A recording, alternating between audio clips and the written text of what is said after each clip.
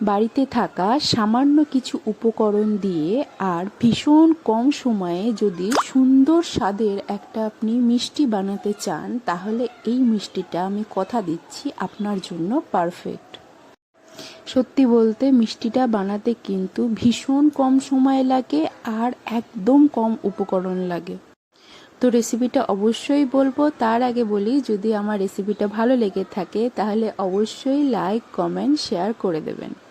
তো কিছুই না, প্রথমে আমি 1 লিটার মতন দুধ গরম করে সেই দুধে 4 চামচ মতন ভিনিগার অ্যাড করে ভিনিগারটা ভালো করে দুধের সাথে মিশিয়ে ছানা কেটে গেলে সেই ছানাটাকে ভালো করে জল ঝরতে দেবো। একটা মোটা পাত্রের সাহায্যে এখানে আমি 30 মিনিট রেখে দেবো জল ঝরার জন্য। এরপর অন্য একটা পাত্রে কিছুটা মতো লিকুইড দুধ নেব। দুধটা ভালো করে ফুটে গেলে তারপর 1 চামচ মতন এখানে আমুল মিল্ক পাউডার ইউজ করব। মিল্ক পাউডারটা দিয়ে আমি এখানে দুধটাকে ভালো করে ফুটিয়ে নেব। ভালো করে ফুটে গেলে আমি এখানে 1 চামচ মতন পাউডার সুগার ইউজ করব।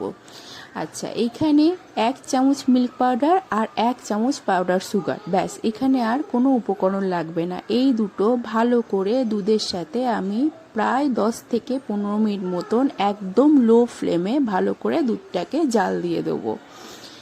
ভালো করে দুধটা জাল হয়ে গেলে এরপর আমি এখানে জল ঝরে রাখা ছানাটাকে এবার দুধের সাথে মিশিয়ে দেব। আচ্ছা, এখানে একটা কথা বলি, এখানে কিন্তু ছানার মধ্যে যেন কোনো এক্সেস জল না থাকে, তাহলে কিন্তু মিষ্টি আপনার ভালো হবে না। তো ভালো করে পুরো জল ঝরে গেলে এখানে আমি পনিরটাকে ভালো করে ম্যাশড করে দুধের সাথে মিশিয়ে দেবো। আচ্ছা, এখানে একটা কথা বলি, এই ছানাটা কিন্তু ভালোভাবে ম্যাশড করে কিন্তু দুধের সাথে ফোটাতে হবে। আপনি ছানা যদি ভালোভাবে ম্যাশড না করেন পরে কিন্তু সন্দেশের আকার আপনি দিতে পারবেন না। তবে হ্যাঁ, এই ক্ষেত্রে কিন্তু সন্দেশের স্বাদের কোনো পরিবর্তন হবে না।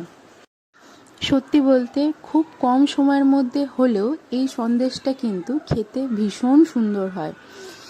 তো ভালোভাবে ম্যাশড হয়ে গেলে দুধের সাথে দুধ আর ছানা আরও আমি 5 মিনিট ভালোভাবে জাল দিয়ে দেব। আচ্ছা, এখানে একটা কথা বলি, এখানে কিন্তু পুরো সন্দেশটা আপনি কিন্তু লো ফ্লেমে করবেন।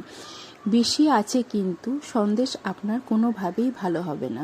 তো ছানা আর দুধটা ভালোভাবে ফুটে যাওয়ার পর আমি এখানে 1.5 চামচ মতন চিনি অ্যাড করব। এইবার চিনিটাকে আমি ভালোভাবে ছানার সাথে মিশিয়ে নেব। ছানার সাথে পুরো চিনিটা ভালোভাবে গলে যাওয়ার পর এখানে আমি একটু কনডেন্স মিল্ক অ্যাড করব। আচ্ছা, এখানে কিন্তু এই কনডেন্স মিল্কটা একদমই অপশনাল। বাড়িতে যদি আপনার অ্যাভেলেবেল না থাকে তাহলে কিন্তু ইউজ করার কোনো দরকার নেই। সন্দেশের স্বাদটাকে আরেকটু ভালো করার জন্য আমি এখানে একটু কনডেন্স মিল্ক অ্যাড করেছি। তো সব কিছু উপকরণ ভালোভাবে দুধের সাথে মিশে গেলেই কিন্তু এখানে আমার রেডি পারফেক্ট সন্দেশ।